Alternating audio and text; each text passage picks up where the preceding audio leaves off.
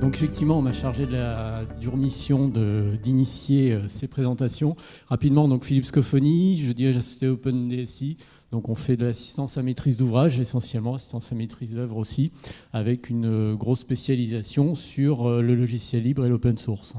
Donc nos prestations, courtage et conseil en solutions informatiques, tout ce qui va être étude d'opportunité pour les migrations vers le logiciel libre, veille stratégique, veille technique.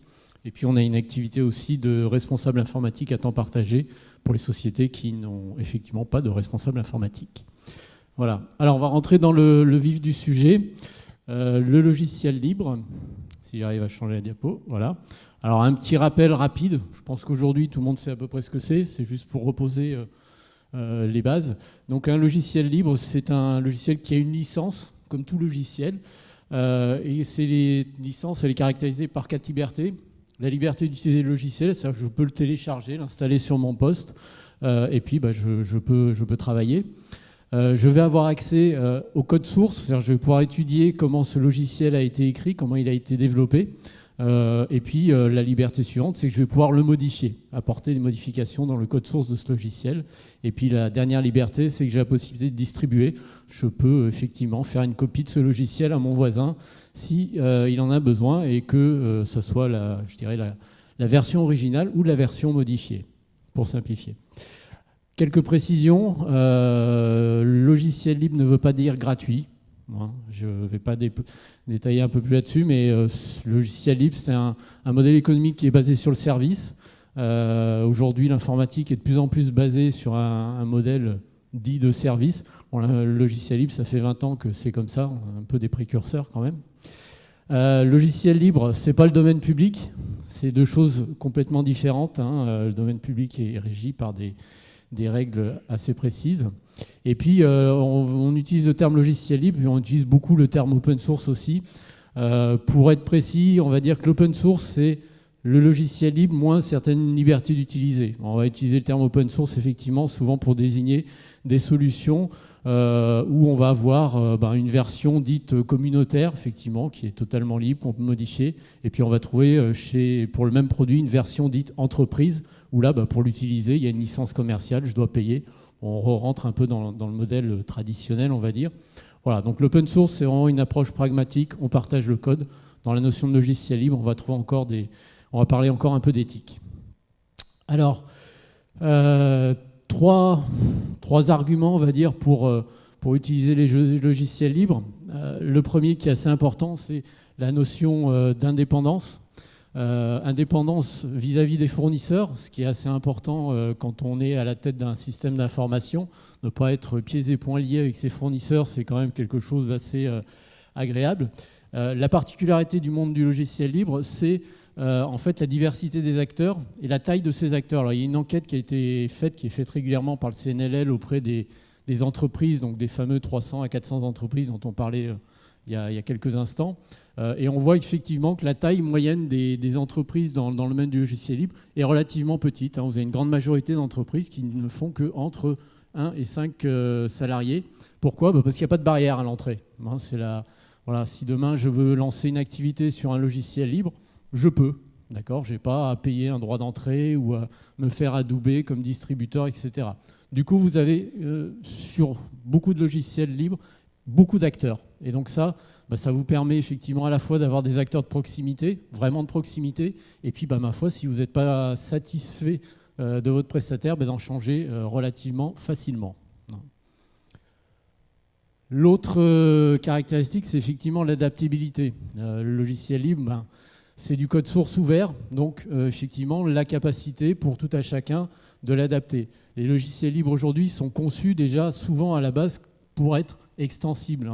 Énormément de logiciels sont conçus avec des interfaces de programmation, des systèmes d'extension, de plugins, etc., qui vont énormément faciliter l'intégration du logiciel libre dans votre système d'information, en greffant des petites extensions en tour que vous allez pouvoir développer sans toucher au cœur du logiciel. Ça, c'est un point qui est important. Aujourd'hui, cette ouverture-là, elle est largement plébiscitée par tous les géants du numérique. Si je parle de Google, Facebook, Amazon, etc., ils n'utilisent que de l'open source parce qu'effectivement, Sans ça, ils n'existeraient pas. Je pense que si Google avait construit son infrastructure sur de l'Oracle et du Windows Server, il n'en serait pas là aujourd'hui. Donc cette ouverture-là, on voit très clairement que les géants du numérique s'en sont servis pour faire exploser leur business model. La scalabilité, la capacité à monter en charge. Alors c'est vrai que le logiciel libre souvent avait une image de petit logiciel fait au fond d'un garage par quelques geeks chevelus et barbus. Ça c'est quand même relativement fini, cette époque. Aujourd'hui, on a à la fois des éditeurs de logiciels, des très grosses communautés, des communautés industrielles. Si je parle d'OpenStack, notamment, voilà l'exemple typique de l'énorme communauté industrielle qui s'est montée autour d'une solution open source dédiée à la virtualisation et la gestion de l'informatique dans les nuages.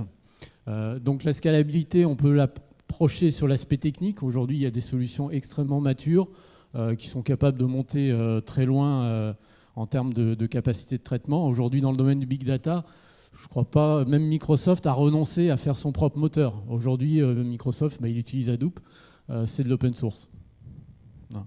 Un autre point important quand on parle de scalabilité, de montée en charge, avec le logiciel libre aussi, il n'y a pas que l'aspect technique, il y a aussi l'aspect que, comme vous avez la liberté de l'utiliser, si vous devez passer de 100 à 200 utilisateurs, vous n'avez pas forcément à passer par la case licence. Et ça peut représenter des coûts. Donc là aussi, on a un facteur, je dirais, de liberté pour les entreprises, qui est effectivement de pouvoir monter en nombre de licences quasiment sans coût. Bon, il y a du support et autres, donc il y a quand même des coûts. Le logiciel libre n'est pas gratuit, je le redis. Mais voilà, il y a quand même pas mal de contraintes qui sont levées avec le modèle du logiciel libre. Donc voilà, je dirais trois exemples. Alors comme on est des gens généreux dans le monde de l'open source, du logiciel libre, je vais vous en donner deux autres, les cadeaux bonus, et qui sont importants pour vous les utilisateurs surtout. C'est ce qu'on appelle la mutualisation. C'est la capacité que vous pouvez avoir, vous, utilisateurs du logiciel libre, à vous en saisir et à en devenir acteur. C'est important parce qu'aujourd'hui, aux entreprises, on ne leur tient pas assez ce discours-là quand on parle du logiciel libre. C'est-à-dire que vous avez la capacité, en vous regroupant, parfois peut-être dans un même secteur d'activité, et en vous posant la question, et ce n'est pas des questions formidablement, je dirais, révolutionnaires, de dire, voilà, on est tous dans le même secteur d'activité, on a le même besoin, pourquoi est-ce qu'on va aller à chacun de notre côté et solliciter une société de service qui va nous développer quasiment la même chose? Aujourd'hui, vous avez la possibilité avec le logiciel libre, quasiment de façon native, de vous mettre ensemble, de mutualiser vos spécifications, de mutualiser vos moyens surtout, et de ne payer qu'une fois le logiciel. Vous allez le faire développer une fois, tout le monde repart avec, vous pouvez le faire maintenir de façon collective. Donc tout ça, c'est des éléments, cet aspect mutualisation, qui vous permet de faire baisser derrière vos coûts de maintenance, coûts d'exploitation. Donc ça, c'est un point important, c'est qu'effectivement, saisissez-vous du logiciel libre, devenez acteur, parce que derrière, il y a aussi ce qu'on appelle la contribution, c'est-à-dire que j'utilise un logiciel libre, je le modifie, j'apporte une amélioration. Si vous le faites faire par un prestataire, exigez qu'il reverse la modification au projet. Pourquoi? Parce que si cette modification est intégrée dans le projet, ma foi, la maintenance, elle est inclue, ça ne vous coûte plus rien. D'accord? Donc cet aspect mutualisation, contribution, être acteur du logiciel libre, c'est quelque chose qui est extrêmement important, parce que là, il y a un vrai enjeu de performance pour l'entreprise.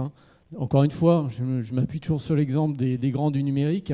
Ils ont tous fait ça, Google, Facebook, etc. utilisent tous plus ou moins des briques communes. C'est pas par hasard. C'est parce qu'effectivement, en mutualisant leurs besoins, ils l'ont fait. C'est possible pour les entreprises du numérique, mais c'est possible aussi, je ne dis pas que c'est simple, mais c'est possible aussi pour les entreprises de tout secteur d'activité. Et aujourd'hui, il y a un gros enjeu sur justement le développement de solutions, je dirais, métiers autour du logiciel libre. Mais ça, c'est vous, utilisateurs, qui avez la clé dans la main. Voilà. Vous achetez? Je ne sais pas. En tout cas, vous avez 40 entreprises dans le numérique libre dans votre région qui sont là pour vous accompagner et vous aider dans justement la prise en main de ces logiciels libres et dans le fait d'en devenir acteur. Je pense que mon message, il est là. Devenez acteur du logiciel libre. C'est comme ça que vous en tirerez réellement tous les avantages. Ne soyez pas passif. Le logiciel libre vous permet d'être actif. Profitez-en. Merci.